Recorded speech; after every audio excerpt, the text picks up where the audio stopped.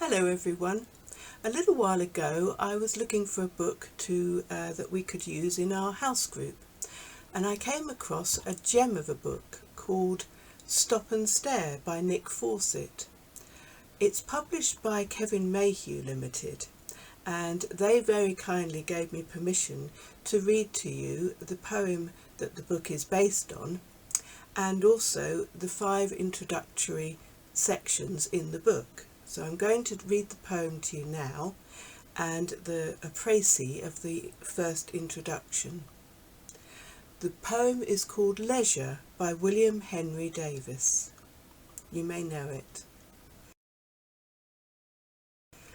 What is this life if full of care we have no time to stand and stare? No time to stand beneath the boughs and stare as long as sheep and cows? No time to see when woods we pass, where squirrels hide their nuts in grass. No time to see in broad daylight streams full of stars like skies at night. No time to turn at beauty's glance and watch her feet, how they can dance. No time to wait till her mouth can enrich that smile her eyes began. A poor life this, if full of care, we have no time to stand and stare. Full of care, does that describe you? Strangely, if there's one malaise that could be said to characterise modern-day Western society, it's probably exactly this, as testified all too eloquently by the waiting lists of numerous GPs, psychiatrists, counsellors and other therapists. We seem to be burdened as never before by pressures, worries, fears, phobias, countless people being close to buckling under the strain of it all. Most, though, are understandably reluctant to admit it. After all, we in the West are the lucky ones, fortunate enough to have a standard of living that most of the world's population can only dream of. What right have we to feel troubled or careworn? Surely we should be thankful for our lot, greeting each day with celebration rather than anxiety, and rejoicing in our plenty. There's undeniably truth in such an argument, few of us having any idea what it means to suffer real hardship. Yet for all that, the prosperity and material comforts many of us enjoy have been bought at a price, the price of inner tranquility and contentment. However, consider further the nature of our cares, how best we should approach them. Some may be specific, such as the pandemic, for example, or broken relationships, bereavements, health worries, or financial insecurity. Others may be harder to pin down, ranging from a sense of insecurity to phobias and to depression. Others again, merely the weight of life's demands and responsibilities, a sense that there's always something to be done, a schedule to fulfill, a deadline to meet. More likely we find ourselves facing a combination of these, wrestling as it were on several fronts.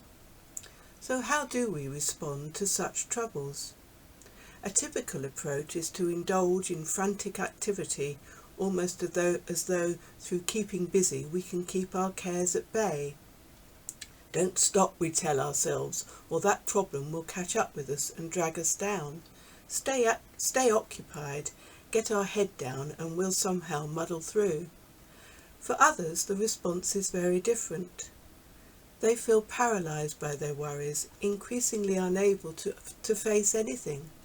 So they turn in on themselves, retreating ever deeper into their lonely private world. Either way, cares build up until they exert an unremitting stranglehold, squeezing the joy out of life, until there seems little left worth living for. Fears and anxieties stealthily taking over each day until each day is lived until their shadow and all else is obscured.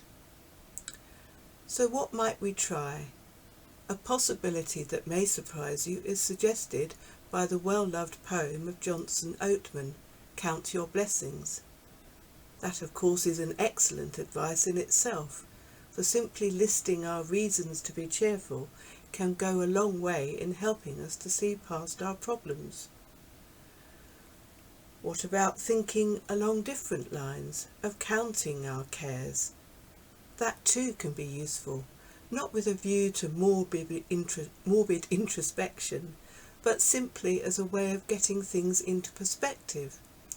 Objectively identifying our troubles can help us face them, for we see each then for what it is, rather than allowing them en masse to become a nebulous dark cloud that hangs menacingly over life. With our cares, however, we don't just need to count them one by one, we need to also tackle them one at a time. It's impossible to overstate how important that is. None of us can do everything at once, and the more we try to juggle, the more likely we are to make a hash of things. Don't try to put everything right in a day. Face our problems one by one and let that be enough. That's essentially what Jesus said in the Sermon on the Mount. Do not fret about tomorrow, for tomorrow will take care of itself. Let the problems of one day be sufficient for themselves. That's in Matthew 6:34.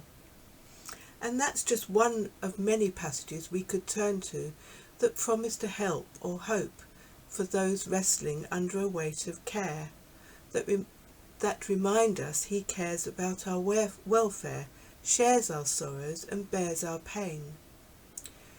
Do we have more troubles today than in times of past? Perhaps no. We only have to pause and consider what people have endured across the years and what millions still endure to realise how fortunate we are in countless ways. But that's not to say life doesn't bring its trials, for of course it does. None of us are immune from sickness, suffering, trauma or tragedy, and some experience those more than others.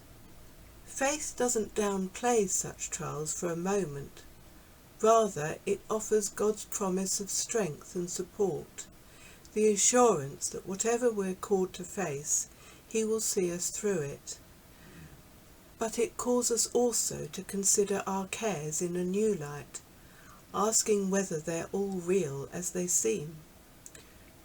Do not be anxious, saying, what will we eat, or what will we drink, or what will we wear? But seek first the kingdom and righteousness of God, and you shall be given all of these in addition. That's in Matthew 6:31 and 33.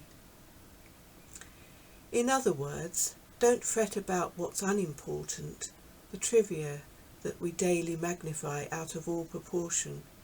Don't get sucked into the rat race, the endless cycle of wanting ever more, of climbing the ladder, of keeping up with the Joneses. Focus on what truly satisfies, on what God daily provides, and many of our troubles will suddenly melt away. Take that thought with you into the coming week, and live each day in that perspective. For, as the poet rightly says, what is this life if full of care? We have no time to stand and stare. Amen.